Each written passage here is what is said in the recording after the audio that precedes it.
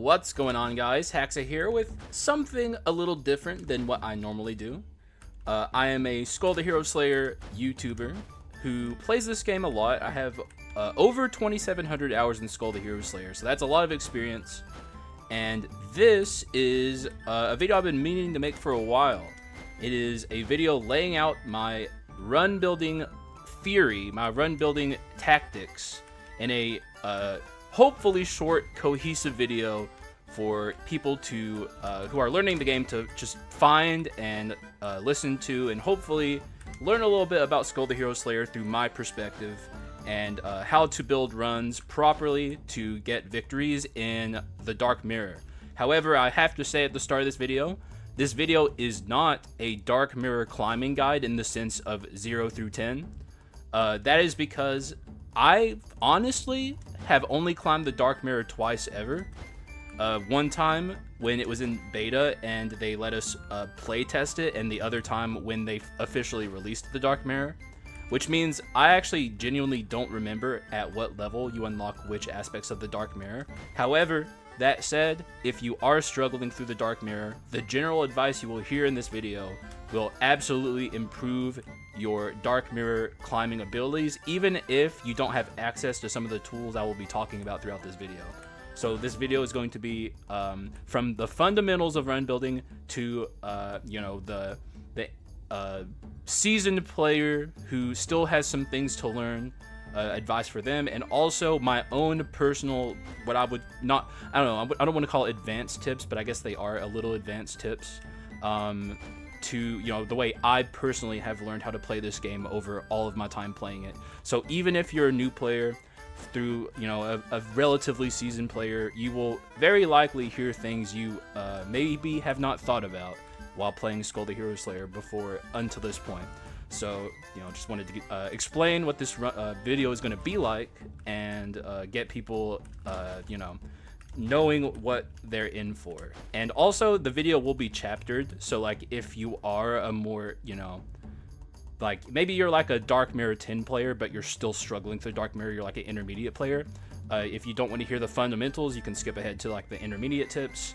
And if you're like just curious about my thoughts and opinions at high level Skul gameplay, you can forward to the end and like listen to the advanced tips. So yeah, that's the layout of the video. Hopefully we can learn some things together, and we will start by talking about the fundamentals. So let's jump into that. All right, so this will be where we learn some things together. This is the test map. If you ever see me during, which you're gonna see a lot actually, open this during the video. This is a mod. You cannot do this on consoles. You can only do this on PC. I will include a pinned comment if I remember. If I don't remember, bug me about it and I'll put it there. A pinned comment for PC players to show them how to install mods made by Mr. Bacanudo, as well as most of the mods that are existing for this game are made by Mr. Bacanudo. Huge shout out to him at the start of this video. But yeah, this is a mod. This is how I'm going to, spawn stuff in so I can talk about them during the course of this. So let's talk about the fundamentals of Skul the Hero Slayer. So when it comes to run building, the very first thing you need to understand is the importance of your physical and magic attack. These stats here are pretty much everything to winning runs in Skul. These numbers are your friends. Obviously, the way you increase your stats is by acquiring items and inscriptions, which we will get into more detail as we continue through the video. But these are the primary stats you need to keep your eye on and make sure they are decently high. The decently high varies depending on where you're at. Also ignore this. Where you're at in the Dark Mirror. Like if you're like at low level Dark Mirror, then you don't need this. Like it doesn't need to be that high to be a winning run. But the more you climb through the Dark Mirror, the more HP enemies get, and the more you need to concern yourself with making this number as high as possible.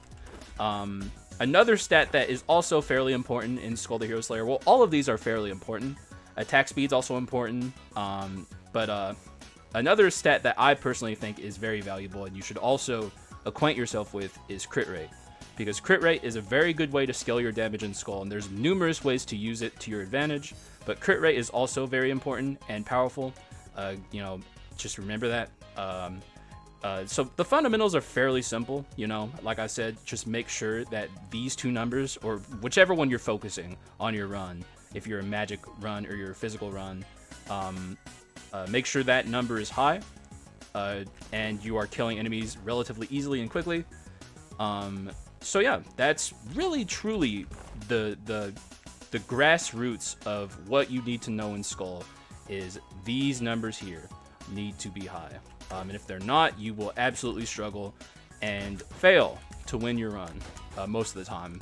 So yeah, that's really honestly all there is to say about the fundamentals of Skul the Hero Slayer. Just these numbers here are very important. Let's move on to more complex things. Let's talk about skulls. All right, on to skulls. Skulls are the characters that you play throughout Skul the Hero Slayer. So, you know, I'll be spawning in some skulls here. You got your commons, you got your rares, you got your uniques, you got your legendary skulls. And that's kind of the, you know, not kind of, it is how everything works in Skul, from items to skulls. So your starter skulls are going to be the commons, and then you're going to, you know, get into the rares, the uniques, and the legendaries. And frankly, you know, every skull starts at a certain rarity, but you can also obviously upgrade your skulls. I don't want this to be too fundamental, because like this is for someone who's, you know, seeking out getting better at the game. So I would imagine you know a little bit about the game. So, you know, obviously you level up your skulls. Starter skulls obviously don't, like, if you like find a common, that common can eventually be as powerful as a legendary, you know, a nat legendary like Davy Jones or Dominator or Champion. Oh, not Champion, but Gambler as well. Like, upgrading, like, a character starting at a common says nothing about its power at the end of a run. As long as you upgrade it to legendary, any legendary skull can be as powerful as any common to legendary skull can be as powerful as any nat legendary skull. Also, something I want to emphasize is skull choice is kind of one of the least important decisions you will make on any run. Skulls are simply vessels for items and inscriptions. Skull choice, sure, it matters, and there are some skulls that truly will elevate your chances of winning. I will talk about some of them here in a moment, but the emphasis I want to make here is essentially the most important decisions you make on any skull runs are your items and your inscriptions. However, that said, there are some very beginner-friendly skulls that I will emphasize here. One of them is Ghoul. I'll just spawn in the legendary Ghoul. So our friend here is a very, very interesting skull. He's very good for beginners because he has like this mechanic, and I wonder if I can show it off here. So as I hit enemies, he spawns in these chunks, and you know, the more he eats, the bigger he gets, which sounds like it'd be a bad thing. But the good thing about Ghoul is if he takes damage while he's big, you have like a grace period where you can heal off the damage you take by swallowing your chunks, and when you swallow your chunks at legendary, big gas cloud appears and deals damage. That's not so important. The most important thing about Ghoul is him being able to swallow his chunks to heal. So he's a very beginner-friendly skull, and I'll talk about him more at length as we continue through. Another character I also think is very good for beginner players is Genie. This is a character who is very capable of dodging enemy attacks, because every single one of his moves, like he has, like, you know, the usual iframes, which you get from dashing, you know, dodging attacks or enemy attacks through this. He can also dodge enemy attacks with his skills. Every single time he's like in one of these animations here, he is invincible to all damage, which allows him to, you know, if you're fighting a boss and you're scared of a particular attack they're about to do, press the skill button, he will dodge through their attack, you know, via the iframes, and then you can continue on the fight after that. One thing to note about Ghoul is he has fairly low base damage. Like, Ghoul hits like a truck. Genie is not. He's got pillows on his tied to the ends of his fists. But and you can make him good, obviously, through different builds, which we'll talk about as we go. But like, that is worth mentioning, is that he doesn't hit quite as hard as Ghoul. One other character I'll talk about here, who's in a similar vein to Genie, is a DLC character, by the way, but this is the Ascetic, which actually I want to use his evolved form. I guess it doesn't really matter. this is the base rarity of the aesthetic. He's a natural unique that you can turn into a legendary. But he, in the same vein as Genie here, has iframes on all of his skills. And unlike Genie, he hits like a truck. So it's basically like Genie is Hercules at home. Even though I still love Genie. But like Hercules is what if Genie could also deal damage and still had all of his iframes. So another character that's very noteworthy for new players. There are, of course, other characters. I don't want to spend too much time talking about beginner-friendly skulls. These are just a few examples. Any skull that generates iframes is very powerful and very useful for new beginners of this game. So, as I said, just to reiterate, skulls are mainly vessels for item and inscriptions. Your skull choice is not a super important decision you'll be making on a run for run building. However, they still, of course, matter, and different archetypes that you will play, which we'll get into later, for winning strategies that you will play will, of course, vary on different characters. So that's really all I have to say about skulls. Let's move on to items, which is a very important topic. All right, so on to items. This is one of the more important things for new players to know. Is items are very, very, very important on your skull runs. Item choice is very important. You know, varying different items have varying different effects. Knowing these effects is a bit of a, you got to play the game a little bit to figure out which item does which. But items, and there are many, of course, some of these aren't implemented. Like, this is not an item in the game. But most of these you will be able to find throughout your runs. And all of them do varying different things. Some will give you stats, some will give you an effect after you do something, some are passive, and all of them are important. And like I said, this is a knowledge, like you got to play the game a little bit to really know which items do what, and you got to memorize them and take them to heart. There are a lot, so it can seem a little daunting, but it's not as bad as it seems. There, of course, in the same way that skulls are, there are common items, there are rare items, there are unique items, and there are legendary items. And frankly speaking, rarity of item doesn't really determine too much most of the time about the item's power level. The strongest item in the game is arguably a rare item, so like take that for what it is. It's just, I don't know, like I guess flashiness is more what the indicator for the item, rarity. Like if it's a flashy item, it tends to be a higher up, whereas a more simple item will be at the bottom of like a common or a rare. So yeah, it's very important to get used to the items in Skull. I'm trying to think, is there any item I want to talk about in particular that will be helpful for, because like items are important, but the next topic is the truly important aspect of, I didn't spawn that in. Okay. The next topic is the really important aspect of items, because items are one thing and inscriptions are another, and every item has inscriptions attached to them. Inscriptions are, in my opinion, where skull run building truly comes to life. But items are still important, but it's very difficult to talk too much about items because there's so many of them and they all do different things. And like I said, you kind of have to just play the game and memorize what items do what to know if you want them on your run or not.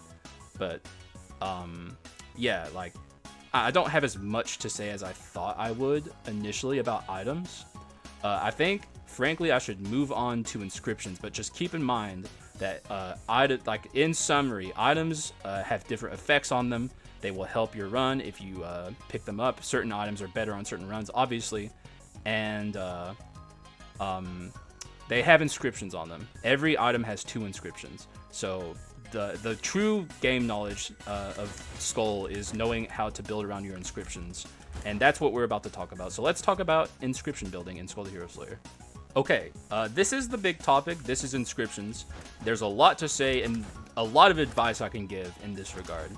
So, item inscriptions are very, very key to run building in Skul the Hero Slayer.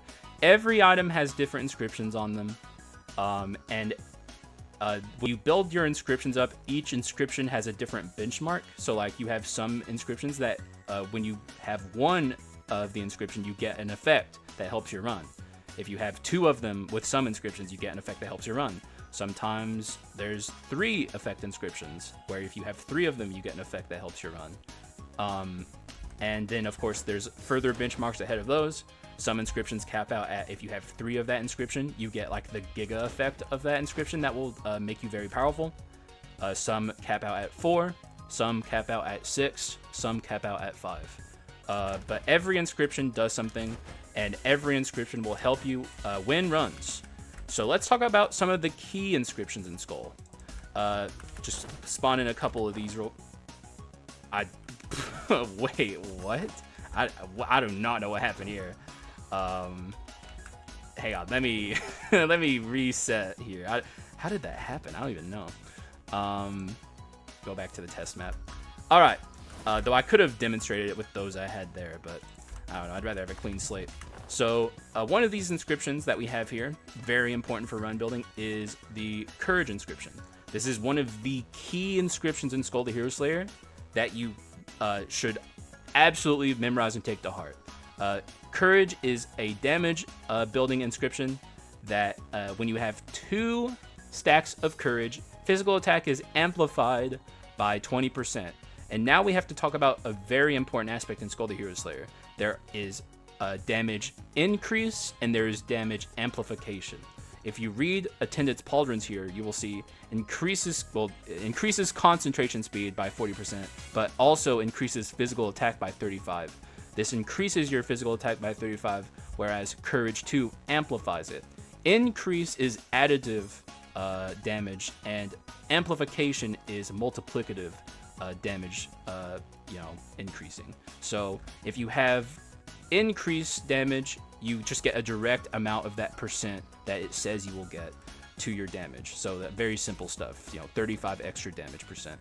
But if you have amplification, that will amplify your damage and give you exponentially more the more damage increase you have. So stuff like that is very important to know. And Courage 4 is even more important because it additionally dealing physical attack to an enemy amplifies your physical attack by 45% for 10 seconds, cooldown 20. So if you have Courage 4, you get even more damage through it for a set duration.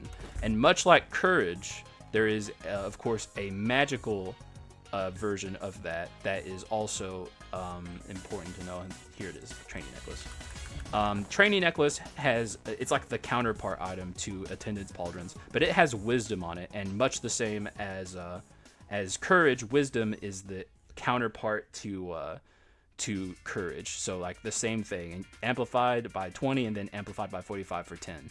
So very important these are like the most key inscriptions in Skul. However, if you don't have high natural damage percent, your amplification will not be doing, or not natural, but high damage percent through increasing your damage, your amplification will not be working as hard as you would like it to. So it's important to also know inscriptions that increase your damage. And one of those is Arms. So we have 2 acceleration swords here, but these, like the item text on this isn't super important. What we really want to pay attention to is the inscriptions.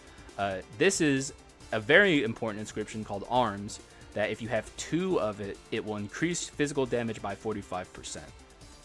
So Arms is extremely, extremely important on physical damage runs to combine with Courage, so you can get even higher damage percent and increase that damage as much as possible. So if you have Courage, your amplification is working harder for you and you're getting more out of it.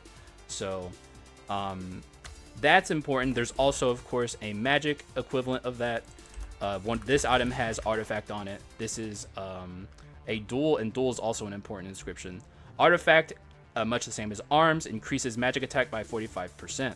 Very important stuff. Like, these are the fundamentals of Skul the Hero Slayer that you absolutely must know to make sure that your runs are successful. There are a million inscriptions that are also equally important. Let's talk about Duel for a second. Duel is kind of a best of both worlds type of a damage scaling, where this actually amplifies just flat damage. So like whether you are physical or you're magical, if you have just Duel, it will make you deal more damage across the board. Stacks up to 15% every time you attack an enemy. you apply a debuff to them that makes them take 1.5% more damage. And then if you get dual 4, amplifies damage dealt to enemies by up to 45%. Very powerful. This is a very good inscription. So stuff like that is very important to know. Just like just general damage scaling is just so unbelievably important in Skul the Hero Slayer. But I also mentioned crit at the start, so let's restart that and go back to the test map. I said crit is a very important stat that you should keep your eye on, so let's talk about misfortune. Excuse me. There we go. And also, this is a very important item to acquaint yourself with as well, for the record. I mentioned that there is one of the arguably strongest items in the game is a rare. That would be this buddy right here, Invisible Knife. Very, very, very, very powerful item. Acquaint yourself with it is all I'll say. But we'll talk about that more later. So Misfortune is a crit scaling inscription. Gives you crit percent, increases crit rate by 15%. If you have two, Misfortune, that's how much crit you get. The Invisible Knife also just so happens to have 10% crit on it, so now we're at 45% crit. We will be dealing a lot more damage. You can see it proccing there as I attack this guy. Like, you can see the yellow numbers is my Skull basic, and then you have the two blue numbers that keep proccing. That would be the Invisible Knives. Very important, very powerful. I don't think there's many Skull players who would even question for a second the power of Invisible Knife. It is obscenely powerful. Is there anything else I want to talk about in terms of inscriptions? I'm trying to think of... Oh, yes! A very, very good beginner tool, inscription, would be Revenge. Revenge is genuinely a new player's best friend. New players, absolutely, 100%. You will have so much more success on your runs if you have Revenge 2. Revenge is a healing inscription that allows you to sustain your health. After getting hit by an enemy, take revenge by attacking within 2 seconds, dealing additional damage according to the higher between physical and magic, and recover 75% of the damage received. So if you take a hit and you attack an enemy within 2 seconds of taking that hit, you will heal for 75% of what they took from you. It has a cooldown attached to it of 3 seconds, which is nothing. Obviously, if you get comboed too much, you will lose your HP and die. But Revenge is so... It's probably the most powerful inscription in all of Skul. With the sustain it gives you. You don't even need to go Revenge 4. Revenge 2 is more than enough. And if you have that, you will just go so much further in your runs. Like, obviously, in Skul the Hero Slayer, and really any roguelite, practice makes perfect. But you can't have omniscience, obviously. If you don't know an enemy's attack pattern, you will likely take damage regardless of what you do. So Revenge is just a great tool to have to make that a little easier on you. And if you combine that with the things I mentioned earlier, like the iframes, and just combine all these defensive tools together, you will have just a much easier time learning Skul and just getting through runs and winning. Or even if you lose, you will gain knowledge and learn from the knowledge. So just classic roguelite scaling, I guess, and learning process. But yeah, I'm trying to think if there's any other key inscriptions. I can just look at the inscriptions, actually. Is there anything here I want to talk about in excess before we move on to further things? Honest, Brave. That is old. That's what Courage is, I believe. Yeah, okay. Yep, that's all I have to say about inscriptions for now. Obviously, the video is going to branch out and we'll get into more complex conversations. But for now, that's all I have to say. That's like the fundamentals explained. Let's move on to how to win your runs. So we're going to get into the more intermediate knowledge now. Probably the most important stuff of the video. So let's move on to that. All right, this is probably the most important thing we will talk about the entire video. There's so much to say about it, but I also want to keep things as brief as possible. This is the archetype segment of the video. Archetypes are basically taking the fundamentals, taking items and inscriptions, and applying it all to a coherent central strategy. So basically just building synergy. So there are many archetypes in Skul the Hero Slayer. There are many ways to play Skul the Hero Slayer and win the run. But in my opinion, the best archetypes in Skul the Hero Slayer are item damage based archetypes.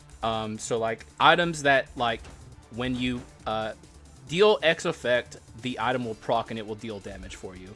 Stuff like that. So, and like I said, I want to keep this as brief as possible.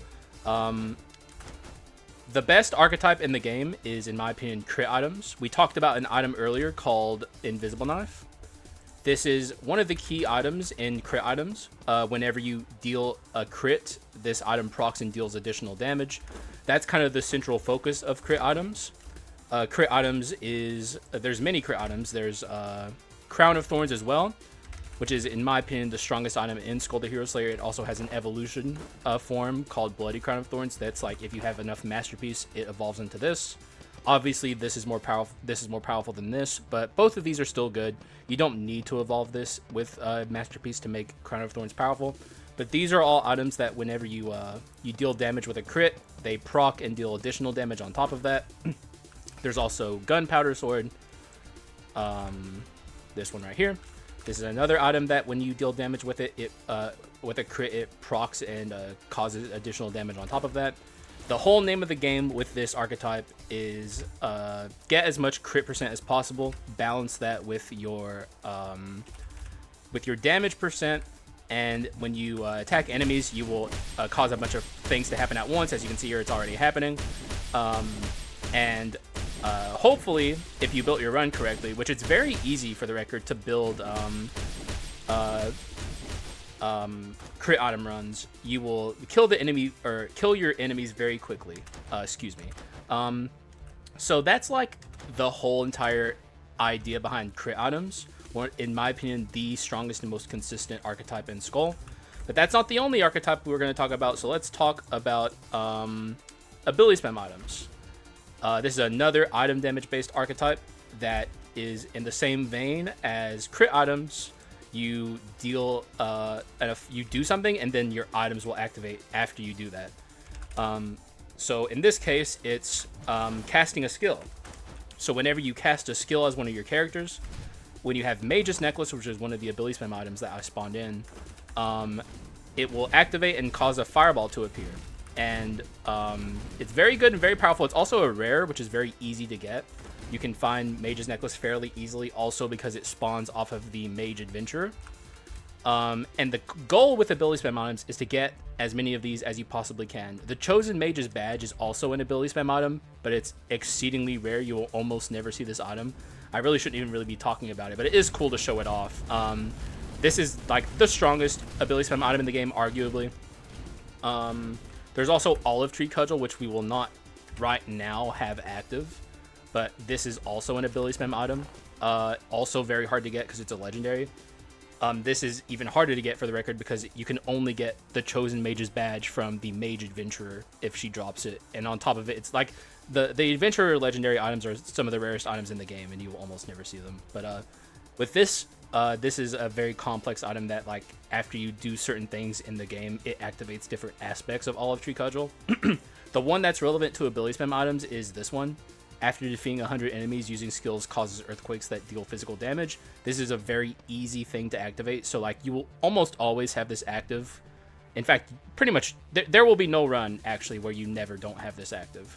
The only one that you will never have active or not necessarily have active is this one down here. Not relevant to what we're talking about right now, but just wanting to show off some ability spam items. There's also Metatech Gravity Generator. Where is it? I'm blind? Yes, I am blind. And there's also Mana Eater as well. These are both ability spam items. This one is a little different than these right here. This one, you cast a skill and then use a basic attack, and then it procs. But the whole the whole purpose behind ability spam items is to get as many of these effects as you can possibly have going at the same time and killing the enemy like that. And as you can see, it gets pretty potent. I would even say it gets a little too potent because like it's kind of hard to see what's happening. That's like a just general problem in Skul the Hero Slayer that has existed for as long as the game has existed and will, you know, hopefully one day be fixed, but for now we have to deal with it. But yeah, ability spam items is quite good. There's other ability spam items I believe that I'm not thinking off the top of my head. Oh yeah, also Bone of Mana, which is actually right here, which makes it convenient. Very powerful. As you like, the whole purpose is just to get as many of these effects as you can, and then balance that with your damage percent and make your damage high, and this will be a very successful build that you can use to win your runs. But that's not the only item damage archetype I want to talk about here. I also want to talk about one more. I want to talk about dash items. This is another archetype, and I think it's like one of the lesser known archetypes. It's my personal like pet that I like to show people. This is a very easy to build archetype where you get items that proc after you use your dash. So let's get Hidden Dagger here. This is one of the better ones. Let's get Fragments of Sunwagon, Broken Mana Engine, Cavalry Decoration, and Hunter's Boots, and show these together. There is a commonality between all these items. They are all rare items, which means you can find these fairly often on your runs, which means you can consistently get these items, and these are some of the stronger dash items you're going to find. So yeah, this archetype is centered around dashing and dealing damage like this.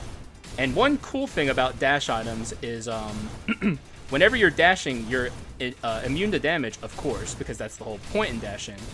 So it's like, you know, you have like the defense merging with the offense with this build in particular. And it's quite good and consistent, which is why I like it so much.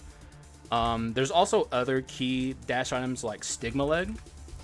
This is a very powerful dash item that you can only apply to one enemy at a time, but it does a lot of damage to the enemy you apply it to. It's particularly good against bosses, but it's also very useful in rooms too. You can actually see the damage numbers on these two enemies. You can see that the Stigma Leg enemy is ahead of the other enemy, and it's just going to stay like that forever because Stigma Leg is just applying that exponential pressure.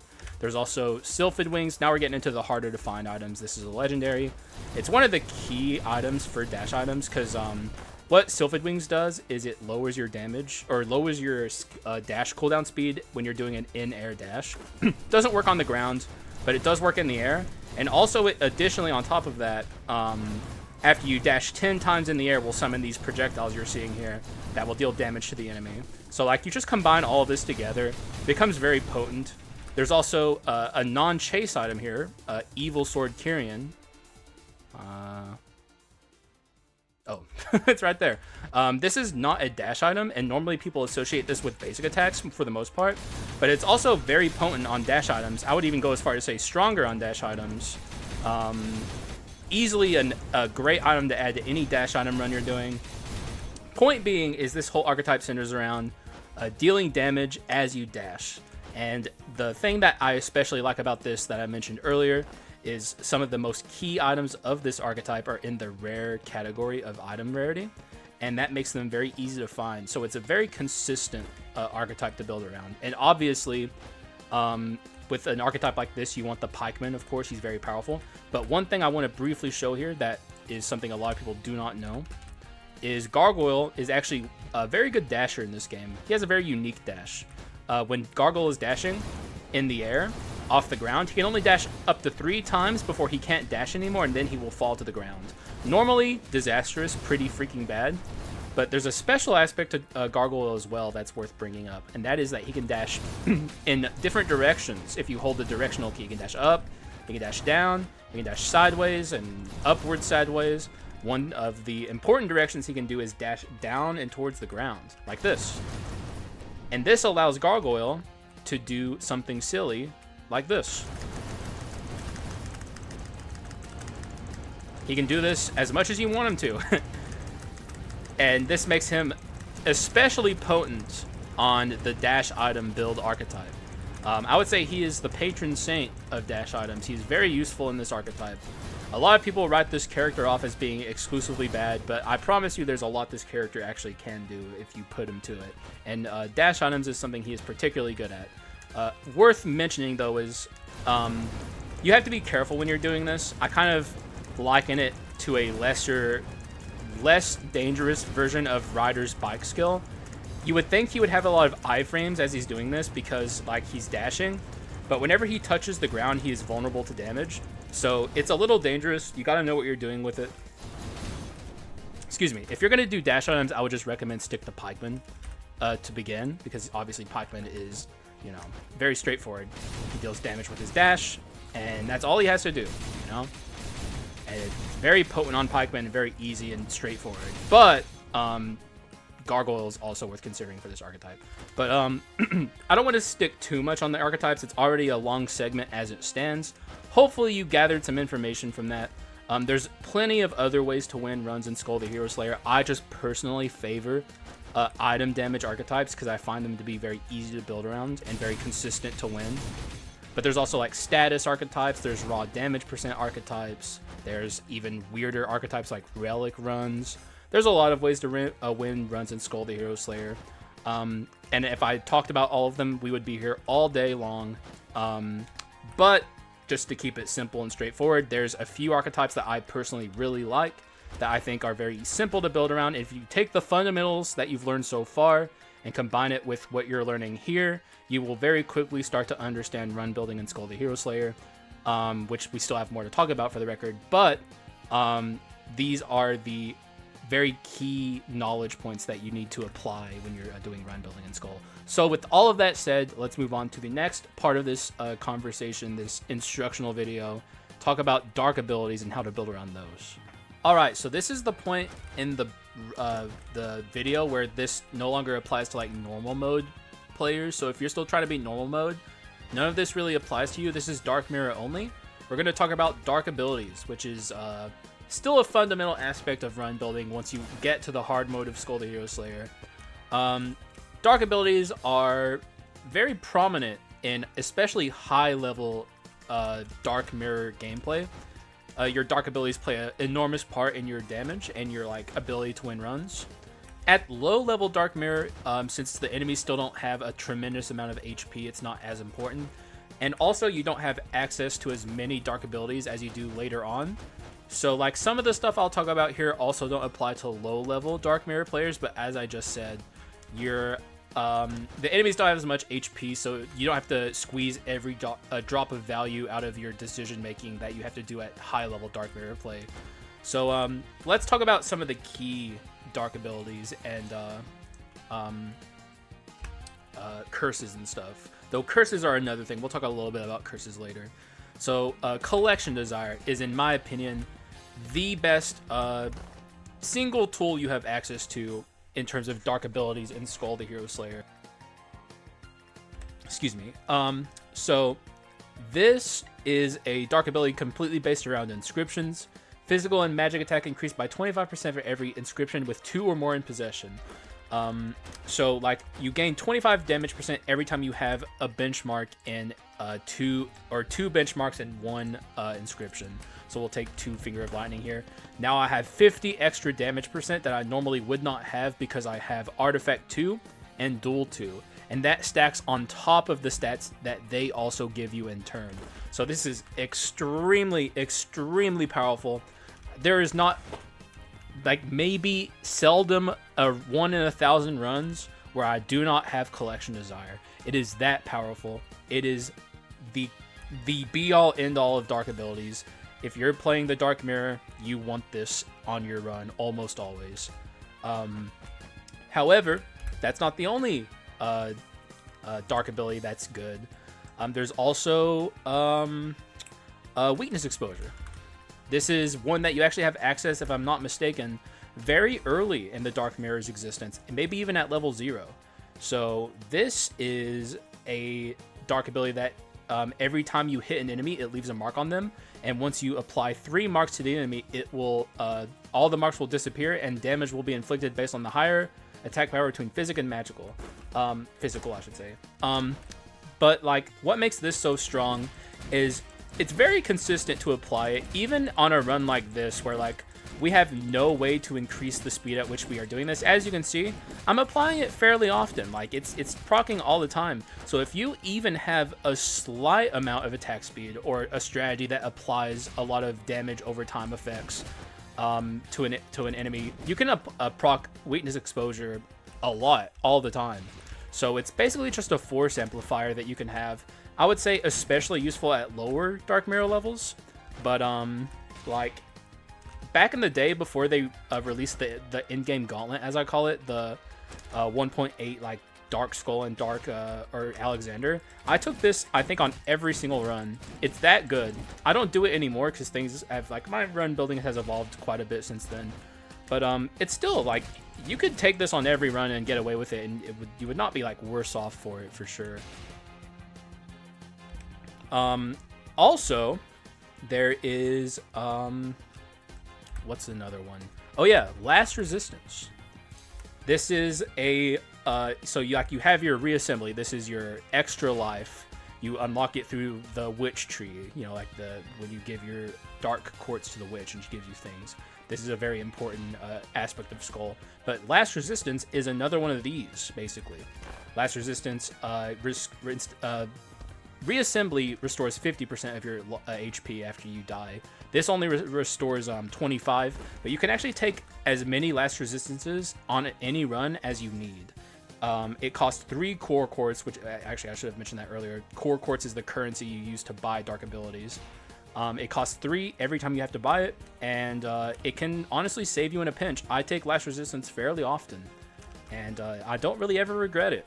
So like it's like it's peace of mind is what I like to think of it as. Like I'm paying core quartz for peace of mind, because like I have like a cushion underneath me, and if I make a mistake, the run's not going to come tumbling down because of that mistake. I can just die and then try again. So Last Resistance is also quite good, and we talked a lot in the last section of the video about item damage, and if you're doing an item damage run, Go Getter is your best friend. This is the dark ability that amplifies, remember increase in amplification, this amplifies damage dealt to enemies dealt through an item by up to 45%. Starting at 15, this is one of those dark abilities that you have to pay into multiple times to get the full effect.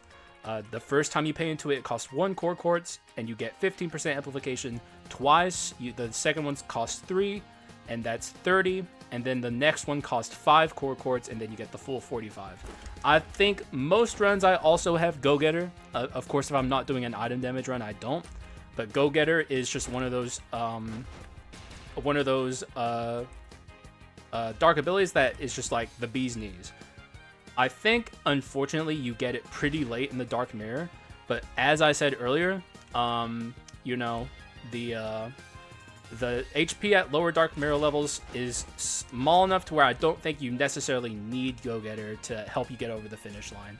Let me restart here and reset my dark abilities, because we still have a few more we want to talk about before we move on. If you're doing a skill damage focused run, there's always the two skill damage or the damage focused skill. God dang it, I can't talk. There's the 2 skill damage focused dark abilities. One of them is called Predicted Pain, and the other one is called Soul Strike, I believe. Yes. So these are like opposite effects basically. These amplify your skill damage. This one's Predicted Pain. Upon dealing skill damage to an enemy, skill damage dealt to the same enemy is amplified by 4, 8, 12 for 2 seconds. Amplified by up to 60%. So like every time you deal skill damage to the enemy within a 2-second time period, it increments up to these numbers. Very powerful if you're like a rapid DPS skill user. I would say this is overall the more useful of the two, but Soul Strike is like the opposite. Skill damage dealt to enemies is amplified by up to 75% based on how much you pay into it. Upon dealing skill damage to an enemy, this effect will not apply to the same enemy for 2 seconds.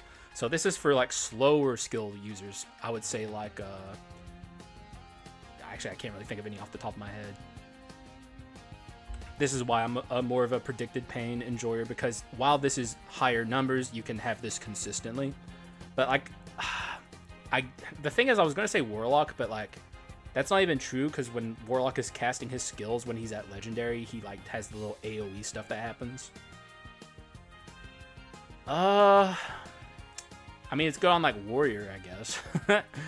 But like, there is use for Soul Strike. I just personally think Predicted Pain is more useful, and you unlock these a lot earlier than I believe you unlock Go Getter.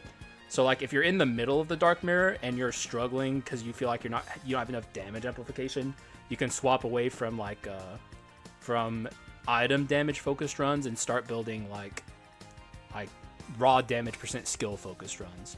And then there's one last one I want to talk about here. There's plenty of dark abilities for the record, and most of them are useful in given situations. The last one I want to talk about here is called Shorthand. This is like a universal amplifier. As you can see, there's like a new field effect around my character. And this reads as damage dealt to nearby enemies is amplified by up to 30. So like when an enemy is within your zone here, they will take up to 30% extra amplified damage. And there's a alternate kind of sister companion dark ability to this one, where it's like if you can keep enemies out of your bubble, you can deal damage amplified to them. I personally prefer Shorthand to that, because I find in Skul the Hero Slayer, especially in the in-game gauntlet, it's kind of hard to keep enemies out of your bubble because they're very fast enemies, all of them, and they kind of jump at you and stuff. Like think like Dark Hero and Dark Skull.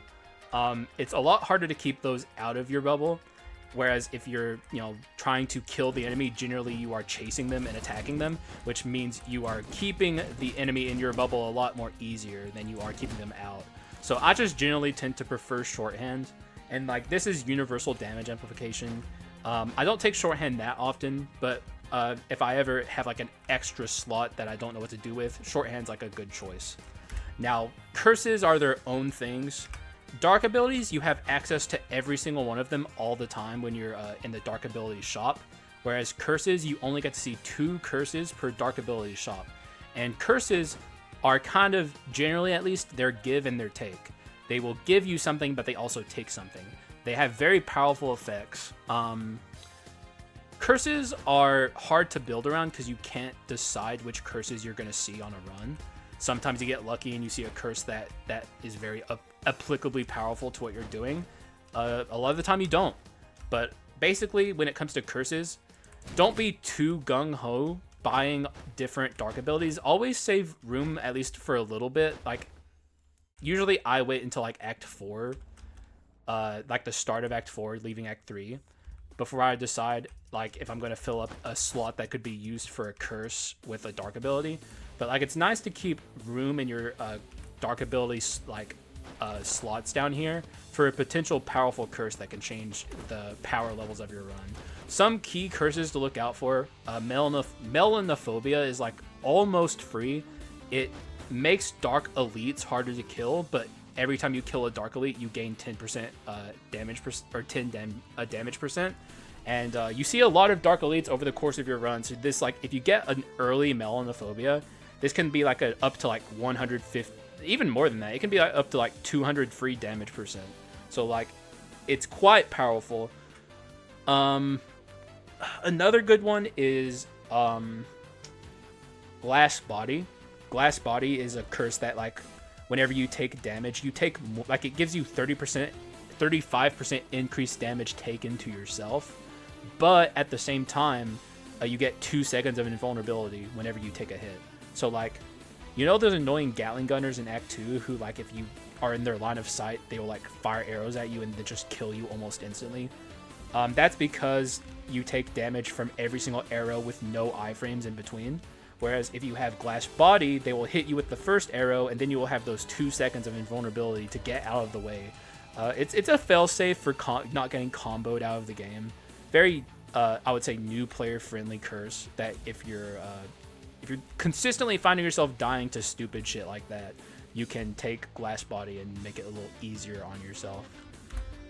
Is there any other generally usable curses I'm not thinking of? What's it called? Ambition is another one. Ambition is a curse that actually scales on the amount of core quartz you still have left, like unspent dark ability currency. So like if you find Ambition, especially early, you want to preserve as much of your core quartz as you possibly can.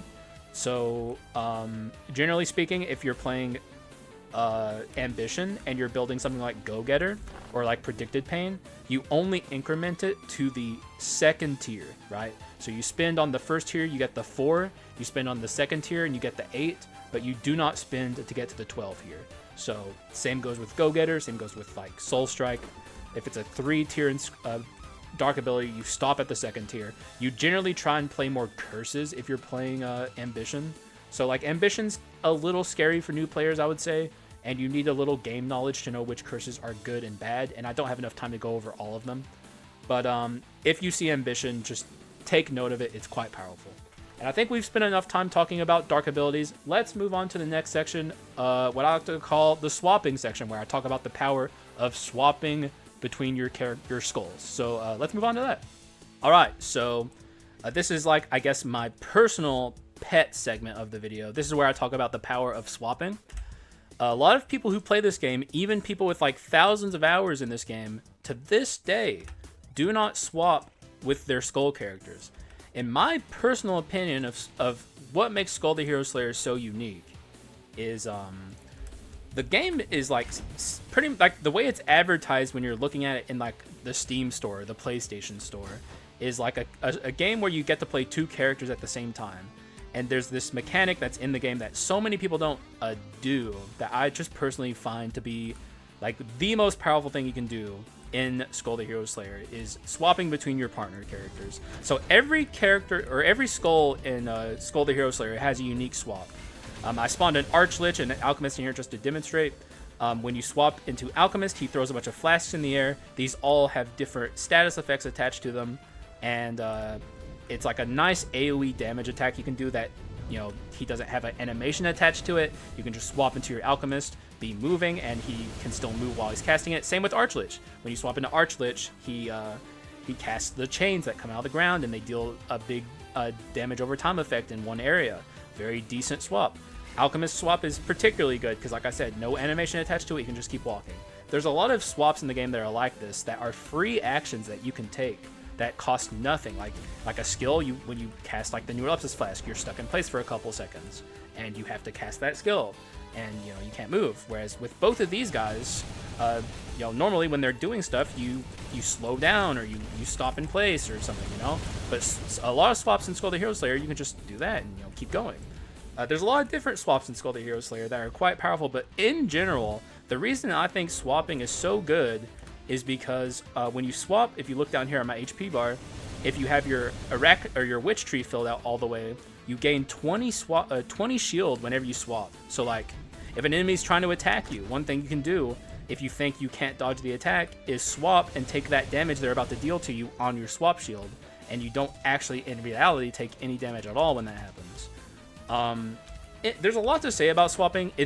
There's way too many characters in this game with way too many different swaps to get into how every swap is good and which ones you should take, or which swaps you should focus around, I should say. But across the board, I think personally, outside of a few select characters, swapping on your builds is very powerful, and not enough people do it. Like I said, there are people who have close to as many hours as I do in this game, and they still don't swap. And it's very interesting to me. There's a lot of different ways to play this game, but this is how I personally play the game, and I have like hundreds of videos on my channel of me winning with this strategy. So like, I have the results to show for my play style in this regard. So like, I don't know. Some people disagree with me about swapping. Like I said, I got the results to speak for my play style. But while I'm talking about swapping, I'd like to get into a few particularly good swaps here. Frost Skull, in my opinion, has one of the best swaps in the entire game. When you swap with Frost Skull, I guess we'll have to wait a second. Actually, let me give myself a Mutant 3. Let's get, what's a good mutant item? Raven's Monarch Feather. Just so we can swap a little faster. So when you swap into Frost, he goes into this glacier, and when he's in that glacier, he is immune to all damage. Like, he cannot take damage. And you can actually get out of the glacier whenever you want by dashing. But you can stay in the glacier for up to, excuse me, I think it's like 2.5 seconds. 2 seconds. So like, that's one of the longest iframes in the entire game, period, bar none. Like, if you're afraid of something an enemy is doing and you want to dodge it, you can swap into Frost Skull and just wait until they're done with what they're doing, and then he will come out after 2 seconds. It's so powerful. And the same effect, Genie also has a good iframe swap. We were talking about Genie earlier. Genie is a character that has a very similar swap to Frost Skull. I don't think it's quite as long, though. It doesn't say with Genie, which is kind of interesting. But Genie also, when you swap into him, goes into like a thing there, and he can't... Actually, it might be just as long as Frost, all things said. And also, I believe with Genie, you can also dash out of it early. So it's like a versatile iframe swap that you can like choose to take full advantage of. And I'm wrong, actually, you are stuck in it. So I guess that's unique to Frost Skull. But there's also Gargoyle, who has an iframe swap. Very powerful as well. We'll show it off as soon as I can. In fact, the first run I ever beat against the Dark Mirror, or the Dark Hero at level 10, was a run using these 2 characters, where, you know, I didn't know how to dodge the Dark Hero's attack pattern. So what I did in that run is I just swapped between these 2 whenever I was uncertain of what I needed to do, and I would like be invincible while he was doing an attack I didn't know how to beat. And yeah, it's actually on my channel somewhere if you want to watch me do it. I'm trying to think of other swaps that are good.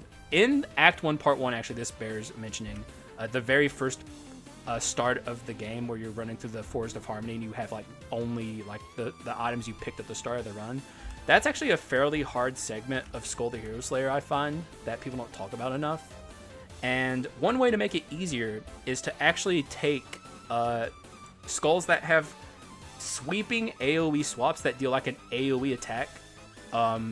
And like, you know, kill enemies like that, because like a lot of early skulls don't have AoE attached to them, but like certain characters like Werewolf actually, and Monkey. I want to take the common forms of these guys.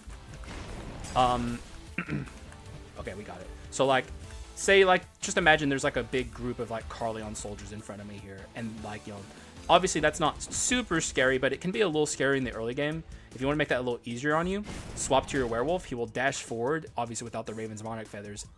Take out that big crowd of enemies, and then you can move on. The next big crowd of enemies you see, you're scared of them too. Swap to Monkey. He slides forward like that, and any enemy caught in the path takes damage. It's just a way to like deal AoE that you otherwise don't have access to in the early game. That kind of simplifies the early game a lot. And makes it like a lot easier. So like that's the way I personally make the very early game of Skul easier on me, and I figured I would impart that knowledge onto you. One last thing before we move on to the next subject here is there are characters you do not want to swap with. Sorry about that. Let's talk about those briefly. Ghoul is one of them, because Ghoul has the mechanics I'm pretty sure I showed off earlier, where like when he hits an enemy, he gains chunks. I don't know why he's so slow. Why are you so slow, Ghoul? Is that guy not dropping chunks? What about this guy? Yeah, this guy will drop some chunks for us. So like when you are attacking with Ghoul, you get these chunks. You can swallow them to heal. You can, as you get more chunks, you deal more damage. But if you swap out of your Ghoul and then you swap back into him, he actually doesn't have those chunks anymore. He loses them. So like Ghoul is a character you absolutely do not want to swap on. Another character you absolutely do not want to swap on is King, the evolved form of Prisoner, and Prisoner as well, but let's show off King because he's cooler. Okay, we're just bringing this guy with us. So when you attack with King, he gets these cells, and as he gets these cells, he gets stat increases, right? Like you'll see it appear down here once we get this next cell. He currently has this right here. Like he has like the lightning bolt in the fist. But when you swap out of King and then you swap back into him, he loses those stat gains. So very important to remember that. And also King, like Ghoul actually has a pretty damn good swap. Like it's an AoE attack like I was talking about earlier. Whereas King's swap is one of the worst swaps in the entire game. He's stuck there in place. He literally cannot move. He shoots out a bunch of like blades that apply bleed, but it's like a magic damaging swap. It's one of the most bizarre swaps in the game. I think the devs made it the way they did to disincentivize you from swapping with King at all. But just keep that in mind that he is like not particularly good to swap with. There's a few characters we could go over. I only want to go over one more. We'll talk about the Rockstar briefly. Our little buddy here, you know, He's centered around putting down these amps, which I'll put down once I get another one. Or I guess I'll just put it down. These deal like AoE damage to enemies as they're sitting there, you know, shooting off the sound blast. But when you place down one of these and you swap to your partner skull, they no longer deal AoE. Like, these do not deal any damage now. So that's like a reason to not swap on Rockstar. I still tend to swap on my Rockstar runs. I just play it very carefully.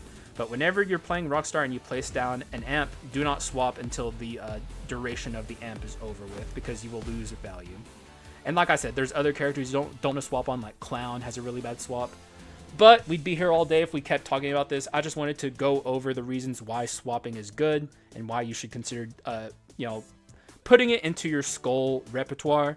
It's like, in my opinion, the defining mechanic of this game that does not get enough attention, and it's very powerful, and I wish more people would do it. When I started swapping in Skull back in the day, my win rate just fucking skyrocketed. Like, I even think when I decided to start learning how to swap, that's when I went from being bad at the game to being good at the game. Which is not me saying that people who don't swap are bad at the game. That was my turning point. So it's something I've always tried to emphasize on my channel, and hopefully you guys consider it. So let's move on to the next topic, Quints. Very important stuff. Okay, so let's talk about Quints. I think Quints are probably the least the least talked about important aspect of run building. Quints are just like extra things that you can have along. Let's, I guess, just pull out a Quint. Doesn't even really matter which. Sure, Archdemon, come along. So Quints are like extra skills you can cast for the most part. Like if it's a damaging Quint like this one, you press the button and something will happen on the field, and you know, like it'll deal some damage, it'll like beat up some enemies for you, and then it's on like a pretty long cooldown compared to your abilities. You know, it just so happens I picked Archdemon. I don't really think Archdemon's that good. So let's talk about a Quint that I do like. Let's talk about Orc. Yeah, let's talk about Orc. This Quint that needs no introduction. If you've been playing this, well, I guess since this is a beginner video, it does need introduction. Like, this is, for most people, and I agree with them begrudgingly, the best Quint in Skul the Hero Slayer. What it does is it doubles your physical damage, basically. So, like, whatever your physical damage percentage is, let's just spawn in, like, 9 Hope Slashers. We're going to get giga damage here. So right now we're at 894, and we're not even maxed yet. So right now we're at 2236. We cast Orc. Now we're at 4472. So, like, it is very, very powerful. The more physical damage percent you have, the more powerful your Orc will be. However, that said, there is no magic equivalent to Orc. I don't know why. I guess physical users are the only ones who are allowed to have fun. But Orc is, like, pretty uncontested in the Skull community, the strongest Quint. It's so strong, in fact, that a lot of people look at Orc and say it's the only good Quintessence, though I don't think that opinion is quite as prominent as it used to be. Back when I first started playing this game, people got so tunnel visioned on Orc that they didn't even like anything else. But I'm here to tell you there are other good Quintessences, a lot of them. We'll try and go over some of them very briefly here. Like, I don't want to spend a ton of time because this video is already super long, which I didn't want to happen, but here we are. But we'll talk about some of the more beginner-friendly Quints here. We'll spawn some of them in and talk about them. Just want to get, like, my favorites. My little pet Quints. Wisp. These are the 4 I'll talk about. This one is one I really want to emphasize for new players. This is Slime. Slime is a transformation Quint, because there's, like, different kinds of Quint. There's, like, passive Quints, there's damage dealing Quints, and then there are transformation Quints. This one transforms you into a little slime, much like our buddy who's sitting right over here. When using Quintessence, transform into a slime and take no damage for 3 seconds. When the transformation ends, deal magic damage. That part's not relevant. The relevant part is the no damage thing. It's also a Quint that only has an 11-second cooldown, so you can actually spam this fairly often. So you turn into the slime, and while you're out as the slime, you cannot take damage. You are, you know, you are completely and utterly invulnerable. It's one of the most powerful iframe options in the game, and as you can see, I can use it already. So like if this is for like the people who are struggling to learn boss attack patterns, I used this a lot when I was learning Dark Skull. If he's about to do something you don't like, just cast Slime and you can avoid it completely without any effort. And also the cool thing about Slime is he actually can be built around with ability spam items. We talked about that archetype earlier. Whenever you cast this jump skill, it's your one skill, and you can actually spam it to use like ability spam items. Most normally Slime is not an offensive powerhouse. Like the magic damage at the end of the transformation is worthless, but with ability spam items, he's very, very powerful, and basically a skull you can build around in a weird way. But let's talk about Medusa. This is my personal favorite Quint in the game. If you watch me play Skul the Hero Slayer, you have seen me use this Quint. It is obscenely good. It is a stun Quint with a 26-second cooldown. For the record, if you're wondering, I have a mod from, of course, Mr. Bakanudo, who made a mod that shows you the real cooldowns of things. Because the cooldowns you normally see are fake. Because if you have your witch tree fully filled out, you have natural from her stats, like invisible stats, basically. Like if you look at my damage percent, I start with 160 and not 100. That's from her, and other things like that. But 26-second cooldown that when you use the Quintessence, the Medusa gazes ahead, dealing magic damage and stunning enemies. This is one of the more unique Quintessences in Skul the Hero Slayer. Even normally, you just cast it, and it's like stuns the enemy. It gives you like invincibility, basically. It's pseudo iframes because the enemy can't move while they're stunned. If they're about to do something you don't like, you cast Medusa, and I'm actually going to spawn a bunch of Medusas here because I don't want to wait for the cooldown every time. So yeah, I'm just going to eat every Medusa because I got to demonstrate some things here. But the cool thing about Medusa is its stun status, and stun status is an archetype, and archetypes are build-arounds. So let's, for instance, we have our Medusa here. Let's combine that with a Warrior Steel Mace, which is one of the adventure items that whenever you stun an enemy, you gain 40 damage percent and it deals additional damage. So now we can use our Medusa, and rather than it just stunning the enemy, now does this. So yeah, that's more damage. And that's not the only item it works with. There's also after images, which is like a magic equivalent, not as powerful as Warrior Steel Mace because it has an internal cooldown unlike Warrior Steel Mace. But you can combine that Medusa. You can combine Medusa with that and this, and just kind of continuously make it a stronger. See, now look how much damage we've done to it. Like, it's genuinely very powerful. It's one of the only Quints you can actually build around in a real sense, and for that, I just love it. I think it's so good and so cool. And like, there's also like the cursed finger flick. Like, I'm not gonna spend too. Like, I'm kind of glazing Medusa a little bit because I love it so much. But I just want to show how unique Medusa actually is. It genuinely is one of the most unique Quints in the entire game. And you could just further continue to add effects to Medusa and just like build around it. And since it's such a low cooldown Quintessence, you can use it as like a pseudo skill. It's so good.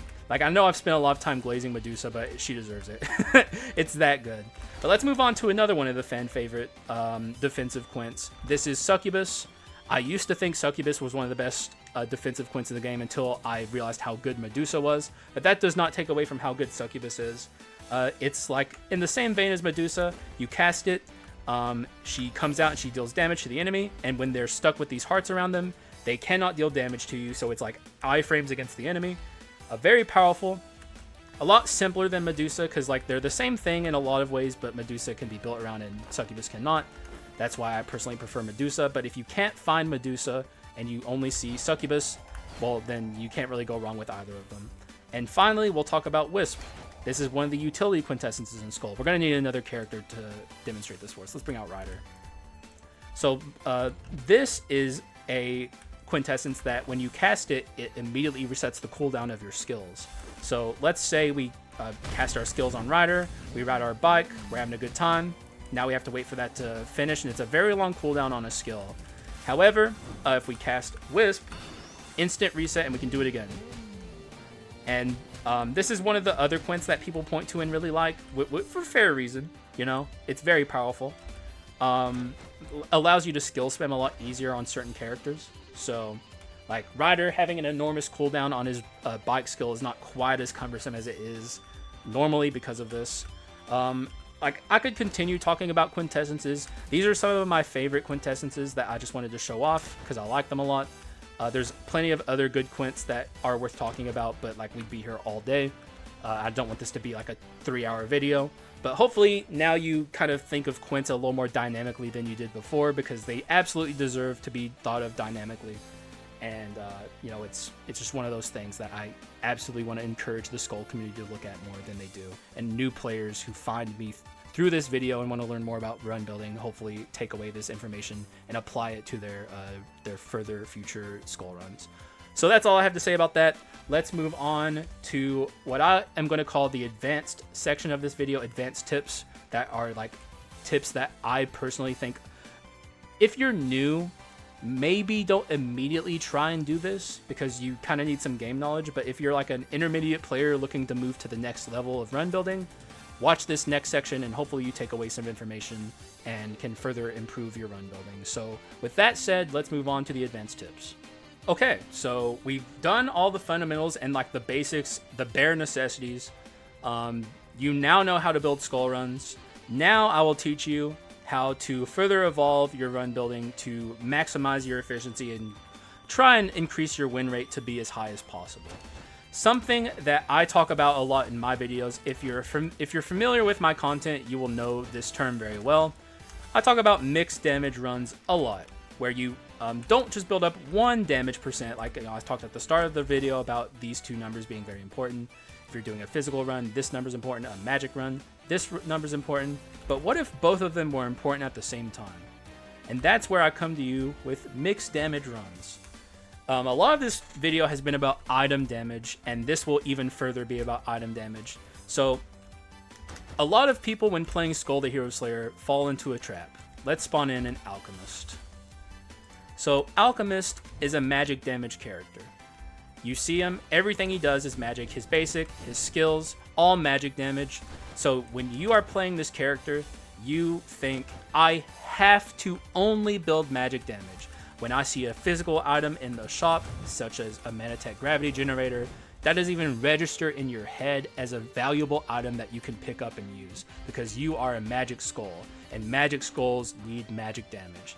However, something you need to untether yourself from in your mentality of this game is item damage is not attached in any way, shape, or form to Skul damage. There's different types of damage in Skul the Hero Slayer. Item damage and Skul damage are two distinctly separate things. So when you're in a shop and you're building, say, an ability spam item run, you're looking for a mage's necklace. Let's pretend we're in a shop. Manatech gravity generator. And what's the other one? Mana Eater. Let's say you're in a shop and you're trying to build an ability spam item run. You're scrolling through the shop. You're not seeing the mage's necklace. You're not seeing a bone of mana. But lo and behold, a Manatech gravity generator pops up. That's an ability spam item. But since you're tethered to the Skul damage narrative that like you need to build magic because your Skul is magic, you don't even register this in your head as a thing that you can take and use. So you skip it and you keep looking, but you don't see the mage's necklace and you don't see the bone of mana. So you leave that shop, you're like, God damn it. Ah, shucks. Skul is such a RNG bullshit game. I didn't see anything usable. However, you saw this and you saw this, but you didn't even register them in your head as takeable. So you are limiting yourself to what items are available to you on any run, and letting RNG take the wheel more than it deserves to. Because if you're rolling through shops and you're not taking every possible route that you can to win, you are letting RNG potentially not give you what you are looking for, and then you get nothing and you just end up dying and you're pissed because you thought the game didn't offer you anything. But it did offer you something. It offered you these two items, which are perfectly usable on Alchemist, because he is an ability spam item favored Skul.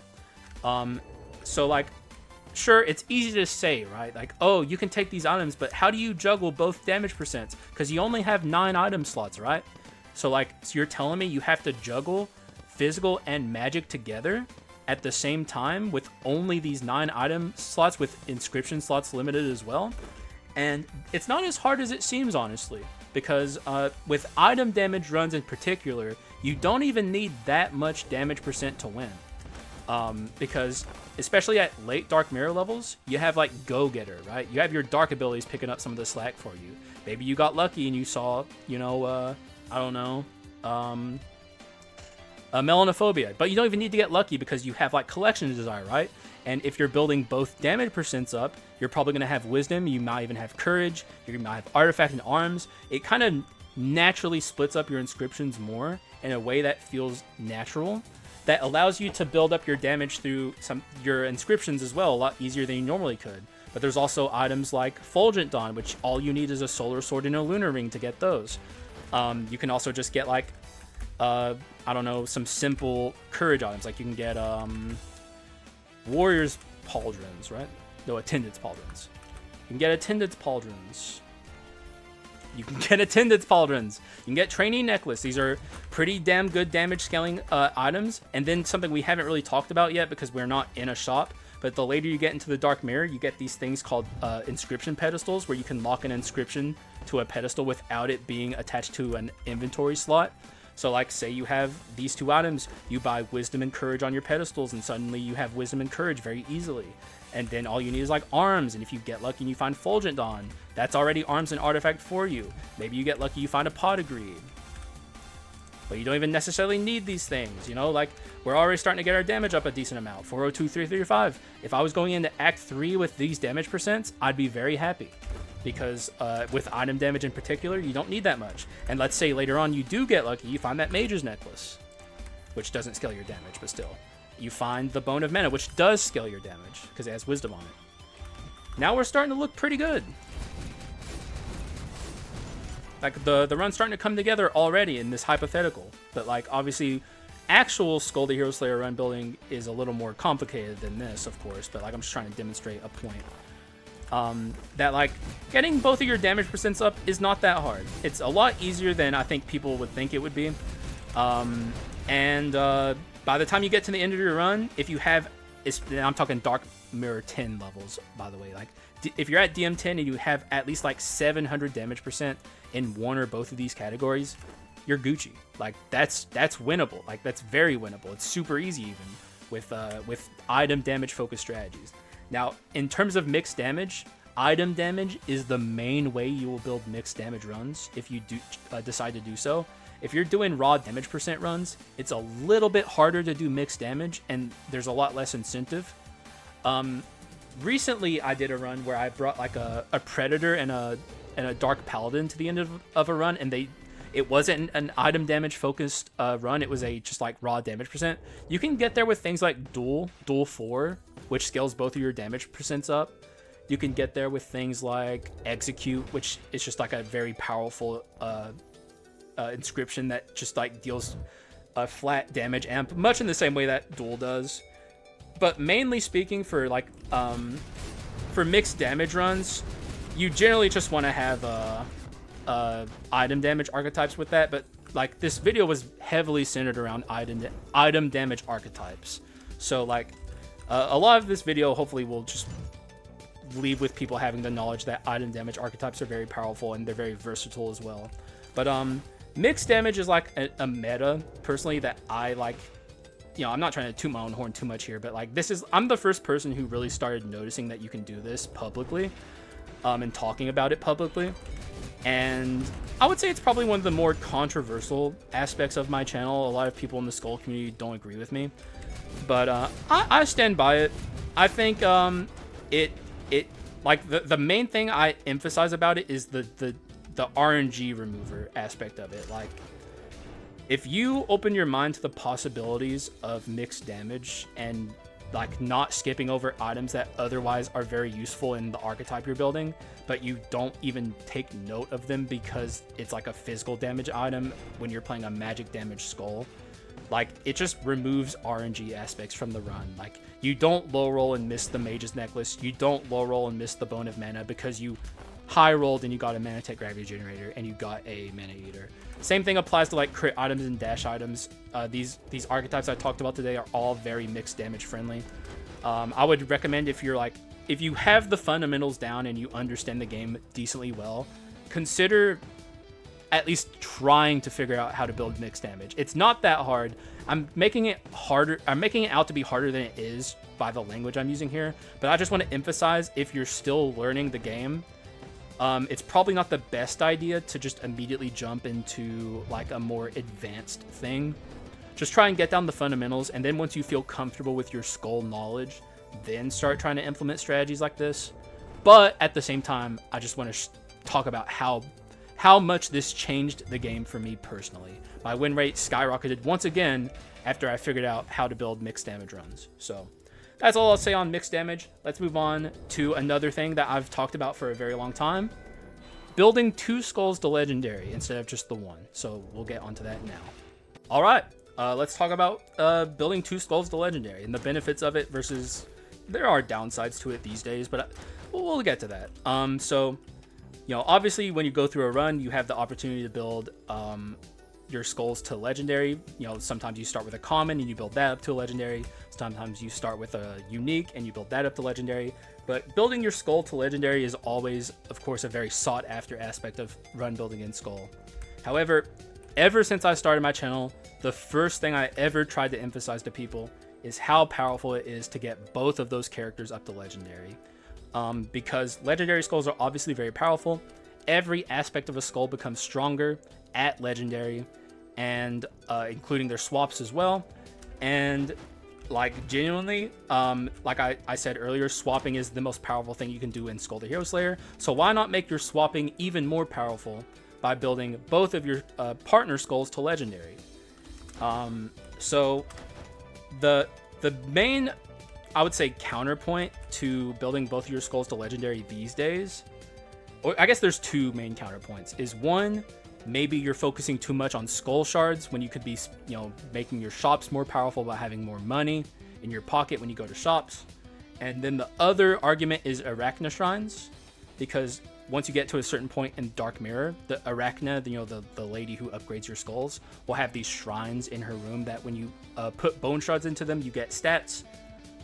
So like, you know, you could also be, instead of building your second skull to legendary, you could be putting more stats in your shrines and getting more stats. But I would argue for both of those points. For one, obviously there's no stat value attached to it that you can just like analyze in like a raw number sense.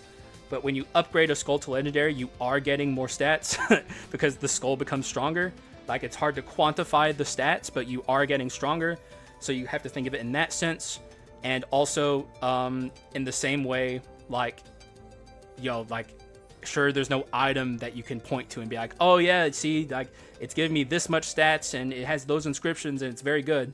But like, there is a value to be made about items or a skull being at legendary, especially if you're swapping often into that skull, being way more valuable than just 1 or 2 singular items can be worth. So, and another point I like to make about building both skulls to legendary is a lot of times your run is either finished with its items and inscriptions or near finished with its items and inscriptions by the time you get to like Act 3 Part 2. So like, there's a lot of time that people spend on their skull runs if they don't have my mentality of building 2 skulls to legendary, where they're still taking money rooms and item rooms when they don't even really need money or items anymore. They're done with that shit. They just are taking these rooms because they feel like, well, like, I want my shop to be good. But you should open your mind and think like, no, I'm actually done with my build. Now I can focus on bone shards more, be it for Arachna scaling or be it for building your skull to legendary. I would say if you do not intend on, you know, swapping as much as I do personally, then just spend it on Arachna shrines, because obviously you're not going to get that much value out of swapping, like if you're not intending on doing it, and there's no reason to have a partner skull at legendary. I even find sometimes, like, I'm so gung-ho with this personal perspective that I will build a skull to legendary even if I don't intend to use that skull. I've done it a couple of times even recently in my YouTube runs. But at the same time, I think you should expand your mind to the possibility that, like, yes, swapping is powerful. And to make my swaps even more powerful, my partner skull, aside from the main one I'm focusing on, should also be good. And even, you know what, become even more ascended with your Giga Brain. Don't even have a main focus skull. Just both of your characters are equally important, and you are using both of them in tandem to fulfill the same, like they're two pieces of the, or one piece of the same puzzle to fulfill your run win condition. So yeah, a little bit of a shorter segment, which is a good thing, by the way. Holy moly. Just a brief explanation of why I think building 2 skulls to legendary is powerful and considerable, worth your time.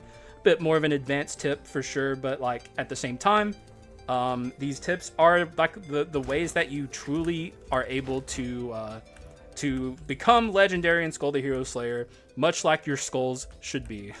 So yeah, that's that. Let's talk about one last thing here. A very brief thing, I hope it will be. Dying on purpose sometimes is a good thing to do. So let's talk about that briefly. All right, so the last thing here I have on my agenda is talking about sometimes it's okay to die on purpose. Especially if you have a non-reassembly death condition. So you don't lose this, but you lose like last resistance or something. The main reason to die on purpose is for 3 reasons. We'll talk about them now all together. There are 3 items in the game that if you die with them, they become more powerful. And actually, you don't even have to die with them. And also, I forgot the irresistible suggestion. I thought I might have, but... So, if you die at any point during your run and you see one of these items, they all become much stronger. So, with all of Tree Cudgel, if you die at any point during the run, this effect down here will activate. I talked about it briefly earlier, but just kind of as a side thing. Decreases damage taken by 20% and amplifies damage dealt by 20% upon surviving death 1 time or more. So Death Defiance, if you can still remain alive after you quote-unquote die, this item becomes stronger and makes you deal 20% more amplified damage and take 20% less damage. Very, very powerful. Then you have these omens here. These are the courage or wisdom and courage omens.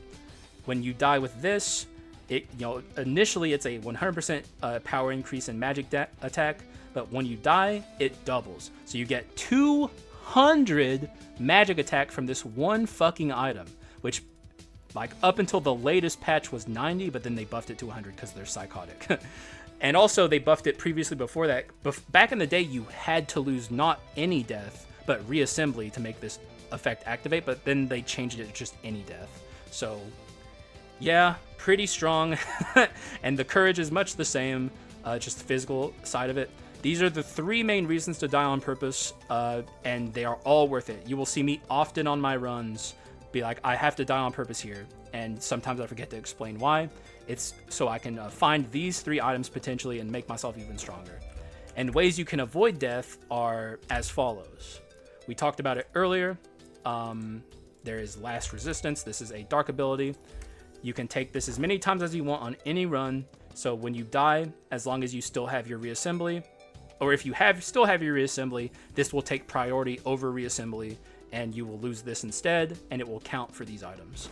Now there's also Voodoo Doll, which is also Death Defiance. When you die with this, it evolves into the Torn Voodoo Doll, and it counts as a death. And then there is the Sun and Moon items. What's it called?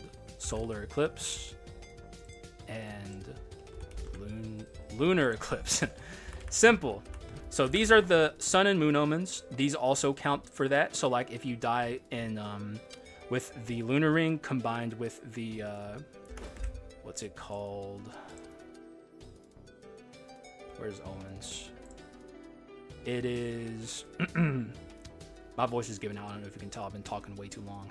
What is it called? Not blind?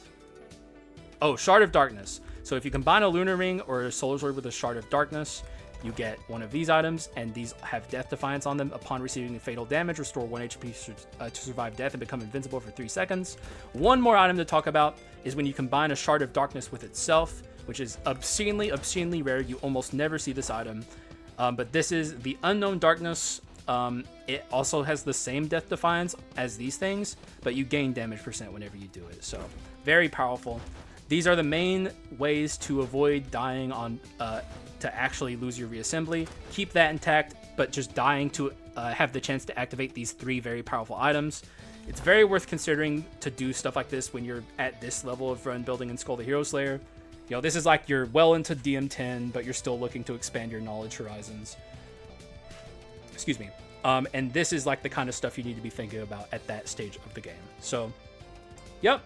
Let's do a little outro segment here. That's all I really have to talk about in terms of tips. I will see you guys in just a moment for an outro.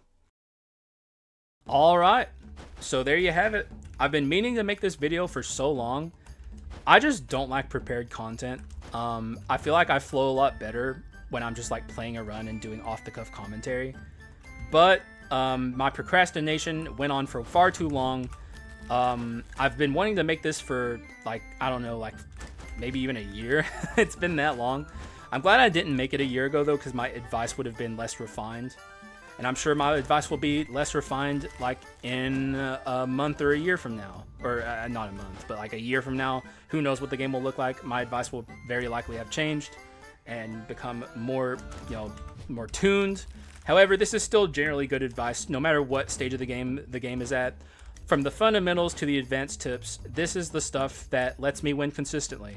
And I've been wanting to put it in a condensed format.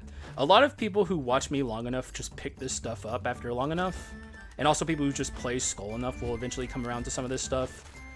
But I often get comments from new players who are like, I don't even know what I'm doing, man. Like, I'm so lost all the time. And this is the kind of video I want to make for people like that. And also people who pick up Skul in the future and want like like maybe they look up Skul tips and tricks and this video pops up and it's from a player who has 2,700 hours in the game, knows what he's talking about, hopefully put it succinctly enough for people to like follow and still be entertained, hopefully. And you know, just like get better at the game. I hope I can do that for you. It's something that's been important to me since I started making videos on Skul, is to help people refine their gameplay and become better while also still entertaining you and making you laugh, maybe make you cringe sometimes, I don't know. But hopefully you get something out of this. I appreciate you coming here and watching it. Very different from what I'm normally doing in Skul, but sometimes you gotta do something different, you know? Sometimes you've been procrastinating for God knows how long, an unholy amount of time on making this video, and finally got around to it, and hopefully people like it. But I think that's really all I have to say. I've been talking for far too long. This video went on for longer than I was hoping it would. I was hoping it would only be about 30 minutes, but I should have known better. It's very hard to condense this much information like this because there's a lot of stuff I didn't even really get to talk at detail about that I wanted to. Like the archetypes segment, I originally was recording a segment and I scrapped it because it went on for like 20 minutes and it was way more archetypes. But then I decided just to talk about my favorites. But yeah. That's really all I gotta say. Hopefully you learned something, or were entertained, or maybe you're mad at me and want to write an angry comment. Feel free. Do whatever you want. That's all I got, though. Thank you guys for watching. I appreciate y'all, and I will see you again in the next one where we actually play Skul the Hero Slayer. Bye-bye.